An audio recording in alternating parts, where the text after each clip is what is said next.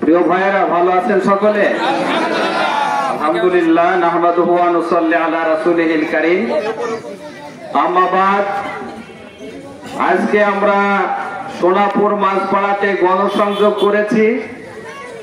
আমাদের ভাই এবং বোনদের ভিতরে ব্যাপক সাড়া আমরা পেয়েছি, আলহামদুলিল্লাহ। প্রিয় ভাইরা, দেশটা স্বাধীন হয়েছে প্রায় 54 বছর হয়ে গেল। 1970 সালে বঙ্গবন্ধু শেখ মুজিবুর রহমান 90%ও বেশি ভোট পেয়ে সংখ্যাগরিষ্ঠতা অর্জন করেছিলেন তৎকালীন পূর্ব পাকিস্তানে।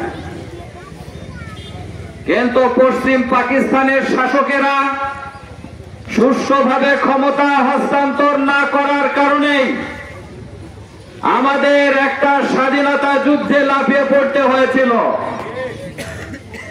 9 মাস স্বাধীনতা যুদ্ধের পরে দেশটি স্বাধীন হয়েছিল।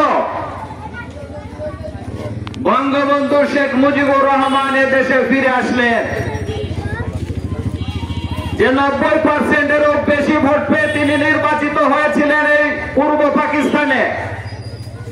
73 সালে যখন ভোট দিলেন, সেই জনসমর্থন আর ঠিক ছিল না, যার কারণে নিজের প্রার্থীদেরকে জেতাবার জন্য সেই সমস্ত এলাকা থেকে ব্যালট বাক্স হেলিকপ্টারে করে ঢাকাতে নিয়ে এসে গণনা করে নিজের প্রার্থীকে ঘোষণা দিতে হয়েছিল।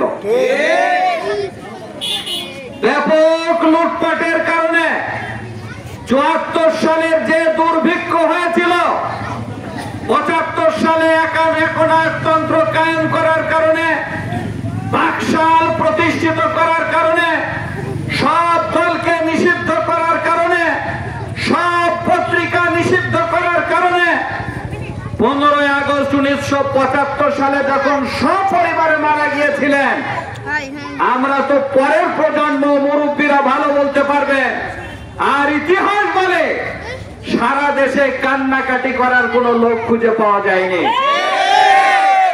এই অবস্থা থেকে মুক্তি পাওয়ার পর মেজর জিয়াউর রহমান সাহেব হাত দিয়েছিলেন, এই বাংলাদেশকে হাতে নিয়েছিলেন, কিন্তু বেশি দিন ওনাকে চালাতে দেওয়া হয়নি। উনি বহুদলীয় গণতন্ত্র চালু করেছিলেন। এরপরে ওনাকে মেরে দেওয়া হলো চট্টগ্রামে। পরবর্তীতে আব্দুল সাত্তার সাহেব বিচারপতি 81 সালের নির্বাচনে প্রেসিডেন্ট নির্বাচিত হয়েছিলেন।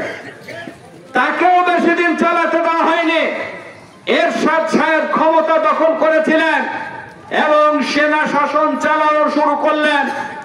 পরে দল গঠন করেছিলেন জাতীয় পার্টি। 1990 সালের ডিসেম্বরে ওনার পতন হয়েছে। এই পতনের পরেও তাকে দেখার মতো, কান্নাকাটি করার মতো লোক খুঁজে পাওয়া যায়নি। 1991 সালে কোন দলই সংখ্যাগরিষ্ঠতা অর্জন করেনি। বিএনপি 140-এর উপর আসন পেয়েছিল, জামাত ইসলামী তখন 18টি আসন পেয়েছিল। নিঃশর্তভাবে সমর্থন দিয়েছিলেন বিএনপিকে। বিএনপি সরকার গঠন করেছিল। 1996 সালে এককভাবে নির্বাচন দিয়ে রাতারাতি কেয়ারটেকার পাশ করে ক্ষমতা ছেড়ে দিয়েছিল বিএনপি। তারপরে কেয়ারটেকারের মাধ্যমে নির্বাচিত হয়েছিলেন আওয়ামী লীগ সরকার।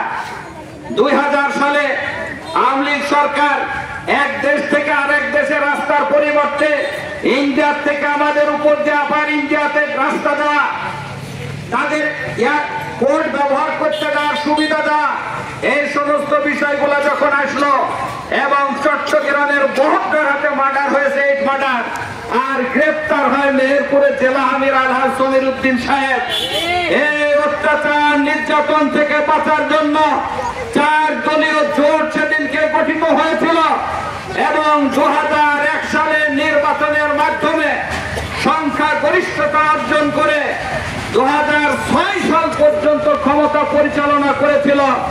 প্রিয় বন্ধুরা আমার, 6 সালে যেদিন ক্ষমতা হস্তান্তরের দিন পৃথিবীর ইতিহাস বলে, সেই দিন যে ন্যাক্কারজনক ঘটনা ঘটিয়েছিল, শেখ হাসিনার লগি বৈঠার কাণ্ড দেশে খুন হয়েছিল, তার ভিতরে মেহেরপুরে আমাদের আব্বাস ভাইকে গুলি করে মারা হয়েছিল 6 সালের অক্টোবরে। পরবর্তীতে 2 বছরের কেয়ারটেকার সরকার এসেছিল, বা মঈনুদ্দিন ফখরুদ্দিনের সরকার এসেছিল। তারপরে আওয়ামী লীগ নির্বাচিত হওয়ার পরে আমাদের যে অবস্থা হয়েছে, আমাদের কেয়ারটেকার বাতিল করেছে, আমাদের এদেশের স্বাধীনতা সার্বভৌমত্বের অতন্দ্র প্রহরী সেনাবাহিনীকে 9 সালের 25শে ফেব্রুয়ারি 9 মাসের যুদ্ধে যেখানে 51 জন মারা গিয়েছিল, একদিনের পরিকল্পনাতে 57 জন অফিসারকে শেষ করে দেওয়া হয়েছিল। পরবর্তীতে 280 জন সেনা কর্মকর্তা চাকরিচ্যুত করা হয়েছে। 18,000 বিডিআর পরিবারকে চাকরিচ্যুত, জেল, সেল, জুলুম, জরিমানা, ফাঁসির অর্ডার নিয়ে এখন অনেকে কারাগারে আছে। প্রিয় ভাইয়েরা, এই সেনাবাহিনী বিডিআরকে